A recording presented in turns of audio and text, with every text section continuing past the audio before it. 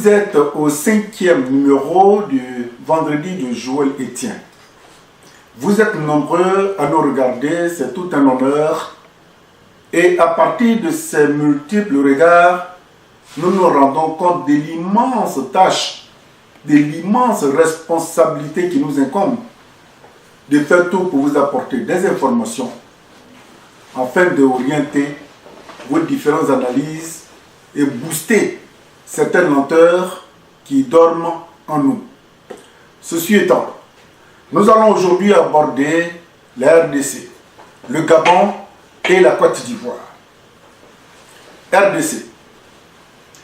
Une élection vient de se dérouler en RDC et pour la première fois, les Congolais ont choisi leur président en la personne de Félix Tshisekedi. À notre grande surprise, le ministre français des Affaires étrangères prend position pour dire qu'il n'est pas d'accord sur les résultats de cette élection. Oh mon Dieu, de quel droit m'insurge-t-il dans les affaires d'un pays souverain? Ceci me rappelle du temps où un certain Sarkozy, dont je vais en parler tout à l'heure, dans son palais, a décidé de détruire toute une homogénéité ancestrale en Côte d'Ivoire. C'est comme ça qu'ils ont fait. Et puis ils ont mis Gbagbo Laurent dans une prison néocoloniale. Oh, Gbagbo Laurent, que Dieu fasse que la fumée blanche sorte enfin de cette CPI et que dans cette joie, les Ivoiriens jubilent et que la réconciliation soit effective. Les Congolais de Kinshasa ont élu leur président. France, nous vous demandons pardon. Réglez les problèmes des stylos rouges, des gilets jaunes. Laissez les Congolais qui ont choisi leur président. Encore que c'est une élection qui a été démocratique, priez ne pas vous insurger. Le Congo, comme la Côte d'Ivoire, sont des pays souverains. Nous ne sommes plus au biberon. La France, s'il vous plaît, pour une fois, laissez les Africains régler leurs problèmes encore, que ce n'est même pas un problème, c'est une élection. Il n'y a pas eu de tuerie, on n'a pas bombardé le palais, aucune armée française ne s'est rendue là-bas pour dire ceci, cela. Félix Tshisekedi, si je prononce bien votre nom, vous rentrez dans l'histoire. Vive le Congo et vive la suprématie. Tenez bon, l'Afrique vous regarde. Gabon. Ah, le Gabon. Le lundi dernier, à 4 h du matin, moi je ne dormais pas encore. J'ai été réveillé par trois mécréants, trois grands comédiens qui ont pris d'assaut la télévision gabonaise. Et ils ont fait un coup d'état. 3 h 1 minute, je crois 3 h 5 ou 4, ils ont été pris. Un coup d'état ne se fait pas comme ça. Un coup d'état suppose des grandes puissances derrière. Mais le Gabon, c'est que le petit ou bien oublie, mais ça fait partie des précarés français. Tu ne peux pas avoir l'aval des Français et puis aller faire un coup d'état. Quel que soit l'état de santé d'Ali Bongo, les Français préfèrent le maintenir pour entretenir leur grand investissement dans ce pays du Gabon. Donc, quand vous n'êtes pas prêt pour préparer un coup d'état, ne venez pas réveiller les gens que nous sommes. Parce que nous sommes à l'affût des informations. Heureusement ou malheureusement, et que le monsieur qui dort, il s'est réveillé, celui qui mange, il a arrêté de manger, et puis on est accompagné au bien. Désormais, ne faites plus ça. Si vous n'êtes pas sûr de votre sujet, ne nous engagez pas à transpirer en hiver. Sarkozy et Hollande veulent aller en Côte d'Ivoire. Je n'arrêterai jamais de parler d'eux. Parce que ce n'est pas des étrangers que nous attendons chez nous. Hollande et Sarkozy savent que le petit Macron est empêtré dans des problèmes sérieux. Si c'est le VRP pour aller chercher de l'argent en Afrique pour venir renflouer les caisses de l'État française, peut-être. Même Sarkozy n'a pas de leçons à donner aux Ivoiriens que nous sommes. Les seules leçons qu'il nous a données sont désastreuses. Et les conséquences sont incalculables aujourd'hui de nous imposer un nul en politique qui s'appelle Alassane Dramane Ouattara. FPI.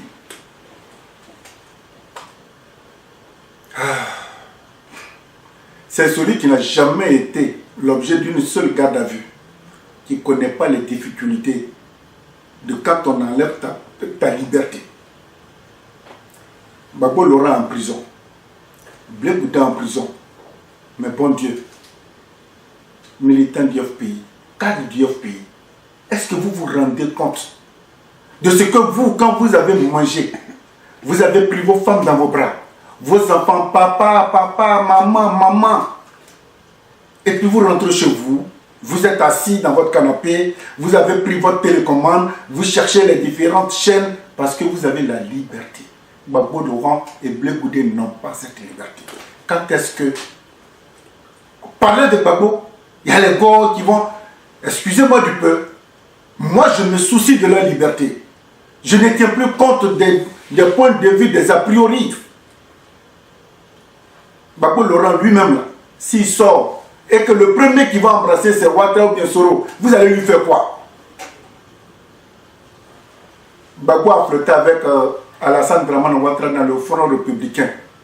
Et Henri Konan Bédié a flirté avec Ouattara. Ils ont formé leur RHDP. Ouattara là, c'est comme une femme volage. N'importe qui vient, qui sert et puis il s'en va. Aujourd'hui, chacun a tiré la conclusion. Bédié veut lancer une plateforme. Mais bon Dieu, il ne voit rien. Pourquoi sommes-nous comme ça? L'essentiel, ça nous occulte. C'est sur les petits détails. Non, on ne veut pas parce qu'il a fait ci avec Ouattara, c'est eux qui ont fait, puis on est en prison. Mais ils sont toujours en prison. Vous êtes en liberté, mon vieux les gars. Arrêtons. Alors l'essentiel, la Côte d'Ivoire brûle. Bédi a fait ci, Bédi a fait ça. Entre-temps, vous n'avez aucune solution pour faire libérer Blé Bouddha et Gbagbo Laurent. Ça fait plus de combien d'années ils sont en prison? Vous tenez des discours creux, on ne comprend même pas le sens. Vous avez fait la prison. Vous savez ce que c'est. Si vous êtes en liberté, mettez un peu d'eau dans votre vin pour que les Ivoiriens se rassemblent. Il faut qu'on se rassemble pour dire, écoutez, laissons le passé, le pays brûle, allons, on va le récupérer. Au retour, on va s'asseoir, on va discuter. C'est-à-dire celui qui a dit, le poste de président de la République, ce n'est pas un banc, c'est un fauteuil. Même si le PDCI récupère, et que vous avez des députés, des présidents de conseil général, des mairies, de ceci, on attend quoi? Excusez-moi si je lève le ton. Je ne suis pas du tout content de ce qui se passe dans mon pays. Ne donnons pas cette occasion à Ouattara de se pavaner comme un tyran, comme un pharaon, et tous les jours. Les conséquences de notre vie sont tellement calamiteuses. Vous ne voyez pas. On vous tend des micros pour que vous essayiez d'harmoniser, vous tenez des discours, on ne sait même pas où vous voulez en venir. Et entre-temps, nos parents sont en prison. Arrêtez ça. J'attends, critiquez-moi, je vous répondrai. PDCI. Mais bon Dieu, PDCI. Si vous n'êtes pas capable pour une seule élection locale au plateau, de ramener votre candidat au plateau comme maire, je suis PDCI, je me réclame. C'est en 2020 là, au moment où Ouattara a le dos au mur, il sait que Soro Guillaume a récupéré tous ces cadres du RDR. Il est obligé de créer cette truc de RHDP. Ouattara le dos au mur. C'est dans ça là qu'on va aller récupérer le pouvoir avant 2020. Défendez Owo. Ramenez-le à la mairie du plateau. La façon dont nous allons ramener au plateau, de gré ou de force là, c'est comme ça que Ouattara va nous respecter et puis il va nous lâcher les baskets pour qu'on aille récupérer dans cette compétition démocratique notre pays à l'an 2020. Alors s'il faut surfer, oui, non, on est assis dans nos salons, on fait ceci, on fait cela, mais mon Dieu, Ouattara là, c'est ça qu'il aime. Il aime ça, ce que vous êtes en train de faire là, il aime ça. Parce qu'ils disent que devant là, il n'y a personne. Gbagbo Laurent arrive, hein. J'ai pris Dieu qu'il sorte. C'est tout ce que j'ai à vous dire. UDC. Tout à l'heure, excusez-moi, j'ai levé un peu la voix. Union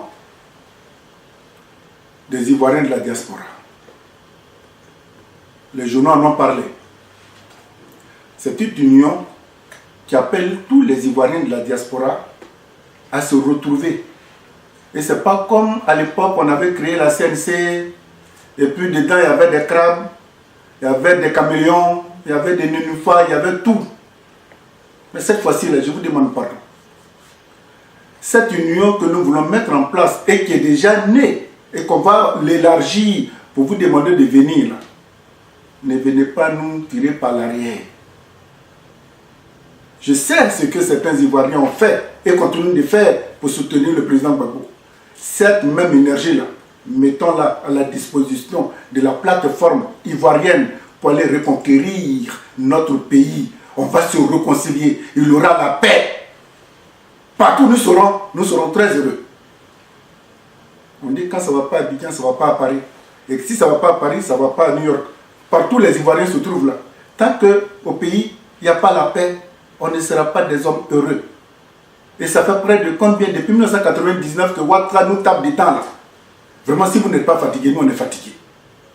Si à Abidjan, en Côte d'Ivoire, vous n'êtes pas encore prêt pour mettre cette plateforme, vous réunir pour voir qu'est-ce que vous allez mettre dedans, au niveau de Paris, c'est déjà fait. Ça s'appelle UDC.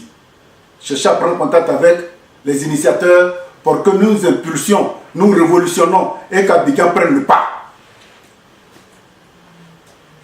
RHDP, Sorobium, ce sera mon le dernier paragraphe. J'ai cru lire que Ouattara a dit à Sorobium que si Soro ne prend pas ses dispositions pour faire un choix, lui il va choisir à sa place. Vous savez, on dit quand le couteau se bat le poulet, c'est mal écart. On ne sait pas comment ils se sont arrivés là et pourquoi Soro joue à ce jeu. Est-ce que si demain, ce qu'il demande à Ouattara, Ouattara lui donne là, est-ce qu'il ne va pas abandonner le navire? Entre-temps, on veut qu'il en soit le capitaine. Je ne mets pas Soro en doute. C'est lui-même qui fait que tout le monde parle. Tous les gens qui se réclament de Soro, toutes les élections qu'ils ont passées là, on leur a arraché ça. Il y en a qui sont morts. Ouattara dit que c'est bon, il a applaudi. Soro n'a rien dit. Soro a été reçu triomphalement à Daoukro. Vraiment. Ouf. Mais bon, RHDP, nous on ne croit pas à ça. C'est une grosse mascarade. Mais M. Ouattara, Adjoumani, Duncan, votre RHDP, on vous attend au carrefour. Si c'est pour ça que vous allez brocander les résultats l'an 2010 pour tuer encore des Ivoiriens, nous sommes trop aguerris maintenant. Vous ne pouvez pas nous avoir. Premier Gaou n'est pas Gaou. Le deuxième ne l'est pas. Le troisième encore, on n'en parle même pas. C'était le 5e numéro de Vendredi de Joël Etienne. Que là où vous êtes, que vous me regardez, si je vous ai choqué, excusez-moi, mais c'est dans la vérité. Souvent on dit le cabri là, il est parti, il a fait, mais c'est dans la vérité aussi que nous pouvons nous parler franchement. Vous pouvez aller sur le site, vous pouvez intervenir comme vous voulez. Vous pouvez aussi nous faire des suggestions par rapport à certains sujets qui vous semblent importants d'en parler. Mais le groupe auquel j'appartiens, qui me permet de vous parler, ça s'appelle les jeunes intellectuels qui veulent une autre Afrique qui gagne avec des hommes qui aiment véritablement l'Afrique. Que Dieu Tout-Puissant fasse de vous ce que vous voulez être dans vos salons, dans les voitures, sur vos téléphones. Au revoir.